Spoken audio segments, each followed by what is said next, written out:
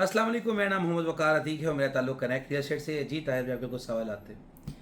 हमारे कुछ सवाल ये थे कि आने वाले वक्तों में सेक्टर 3C सेक्टर 3B से महंगा होगा। जी बिल्कुल, जैसे कि मैंने पहले कहा था कि सेक्टर 6D से और 13ABC से, जो कि सबसे चहीते सेक्टर होते थे, उनसे महंगा हो जाएगा सेक्टर 3C। और आज ऐसे ही हुआ है कि उसने आउट परफॉर्म किया है।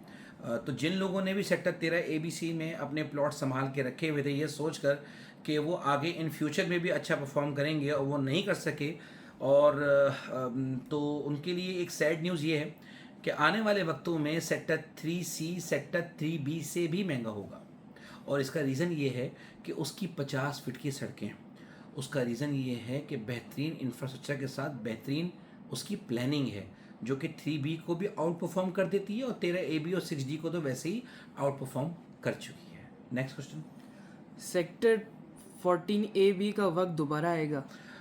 जी जनाब, सेक्टर 4, 14B और 14A का वक्त दोबारा आना चाहिए, और मुझे वो आता हुआ दिख रहा है आने वाले वक्तों में। जैसे ही ये जो प्राइम मिनिस्टर की स्कीम आई है लोन की, 5% पे लोगों को लोन मिल रहा है मकान बनाने के लिहाज से, तो अभी हमारे पास सिर्फ और सिर्फ 2 सेक्टर्स हैं, और उसमें भी 14B सबसे सर फहरिस्त है। उसका रीज़न ये है कि वो डेवलप्ड है, 250 के करीब मकानात हैं, इंफ्रास्ट्रक्चर वहाँ कंप्लीट है, वहाँ पे स्ट्रीट बोर्ड्स लगे हुए हैं, वहाँ लाइट्स आ चुकी हैं, बिजली वहाँ आ चुकी है, लाइन का वहाँ पे पानी आ रहा है, वहाँ पे जो गोल्फ की कार्ट्स होती हैं from gate to sector 14B, लोगों की ट्रैवलिंग के लिए फ्री ऑफ कॉस्ट, वो वहाँ चल रही है।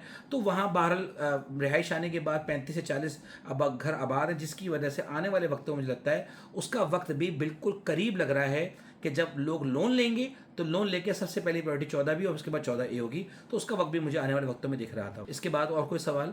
अच्छा, सेक्टर 7 और 4 की जो मेन एंट्रेंस है करीब, उससे वैल्यू पे कोई इम्फेक्ट पड़ता है? ये देखो, सेक्टर 4 और 7 के दरमियान से एक रास्ता निकल रहा है, जो कि काठौर वाले ब्रिज से हेल्थ सिटी से होता हुआ यहाँ आएगा। बिल्कुल फ़र्क पड़ेगा। उसका रीज़न ये है कि हेल्थ सिटी एक बहुत बड़ा प्रोजेक्ट है कमर्शियली। तो इतना बड़ा प्रोजेक्ट होने की वजह से यहाँ पर रेट का बढ़ना 110% इसका ड्यू है।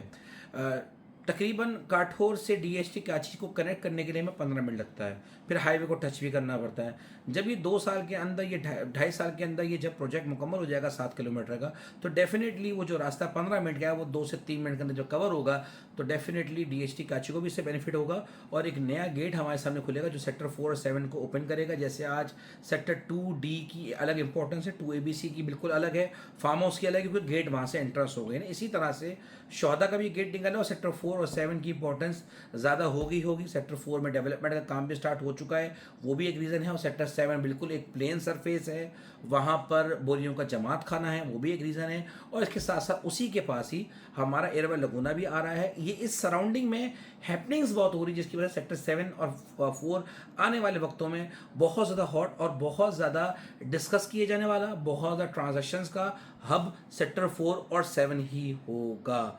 बाकी इंशाअल्लाह कोशिश करते हैं कल आपके साथ एक ऐसी वीडियो शेयर करेंगे जिसमें हम प्राइम विलास के बारे में ज़रूर डिस्कस करेंगे, और किस्तों में जो 3 साल की आसान इंस्टॉलमेंट में हमारे विलास आ रहे हैं प्राइम विलास के, उसको डिस्कस करेंगे, और उसके बारे में आपको शेड्यूल भी शेयर करेंगे इंशाअल्लाह ताला।